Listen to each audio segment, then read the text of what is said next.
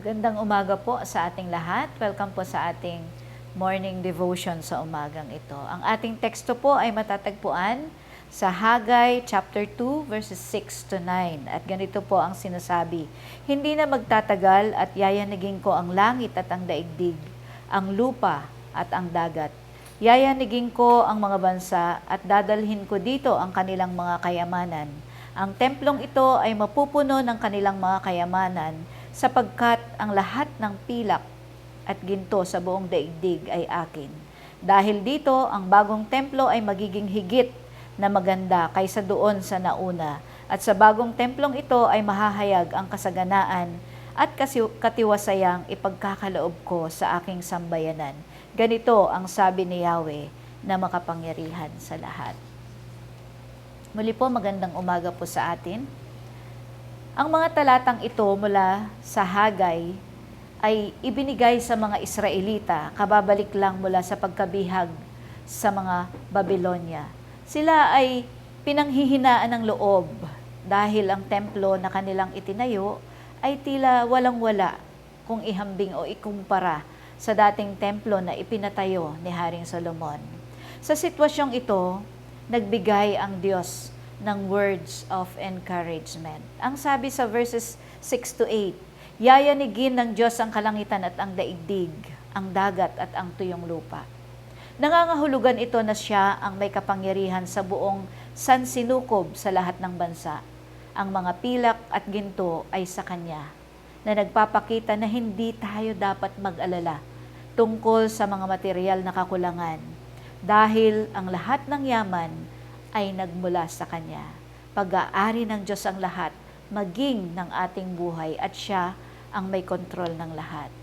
Sa verse 9 po, merong dalawang pangako dito ang Panginoon. Una, ipinangako ng Diyos na ang kalwalhatian ng kasalukuyan o ng bagong templo ay magiging mas dakila kaysa nauna. Ito ay hindi lamang tungkol sa pisikal na gusali, kundi tumutukoy rin sa mas dakilang espiritual na katuparan sa pagdating ni Jesus at ang hinahangad ng lahat ng bansa. Ganon din ang pangako ng kapayapaan. Sa templong ito kung saan naroon ang presensya ng Diyos, siya ay magbibigay ng kapayapaan. Ang tinutukoy pong kapayapaan dito ay shalom, na ang klase ng kapayapaang ito ay ang tunay na kapayapaan na hindi kayang ibigay ng mundo, sapagkat ito ay nagmumula sa presensya ng Diyos at katiyakan ng Kanyang walang hanggang pagliligtas. Sa ating panahon ngayon, ano po ba ang ipinapaalala ng mga talatang ito? Una, huwag tayong panghinaan ng loob. Maaaring sa tingin natin ay maliit o walang halaga ang ating kasalukuyang gawain, ministry o sitwasyon man yan kumpara sa nakaraan o sa iba. Ngunit sinasabi ng Diyos, magpakatatag kayo, magpatuloy kayo, sapagkat ako'y kasama ninyo.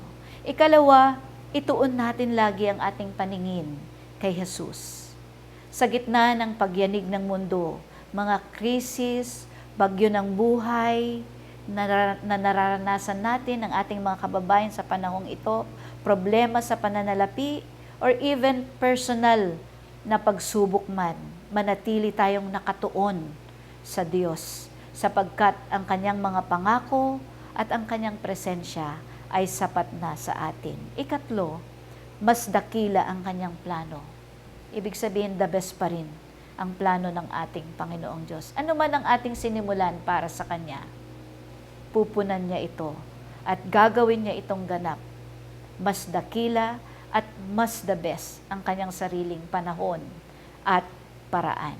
At bilang panghuli, tandaan po natin lagi na ang presensya ng Panginoong Diyos ang pinakadakilang kayamanan pa rin at pinagmumulan ng tunay na kalwalhatian at kapayapaan. At higit sa lahat, ang pinakadakilang kalwalhatian ay ang kaligtasan pa rin at kapayapaang natamo natin sa pamamagitan ni Hesukristo. Purihin ang ating Panginoon. Tayo po'y manalangin. Pinupuri at pinapasalamatan ka namin, Panginoon, sa umagang ito. Salamat, Lord, na muli nagkaroon kami ng pribilehyo na ikaw ay muli naming makaniig, Panginoon, sa pamamagitan ng devotion na ito. Patuloy, Panginoon, na ang mga salita mong ito na aming narinig ay maging kalakasan naming spiritual. At patuloy, Panginoon, na magamit namin ito at ma-share sa sino man na makakasalamuhan namin at makakatagpo, Panginoon. Aming itinataas, Panginoon, ang aming iglesia.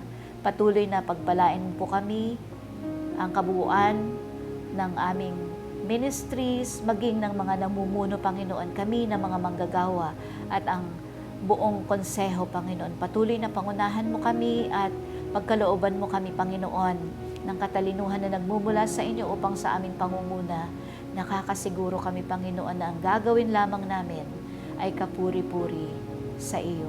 Patuloy din na aming itinataas, Panginoon, ang aming mga kababayan na nasalanta ng bagyo o anumang mga bagyo ng buhay, Panginoon. Patuloy na hiling namin na iyo po silang patnubayan, iyo po silang i-comfort, Panginoon, at patuloy na ipagkaloob anuman ang kanilang pangangailangan. Gumamit ka ng mga tao, Panginoon, na maaaring makatulong sa kanila physically and spiritually, Panginoon.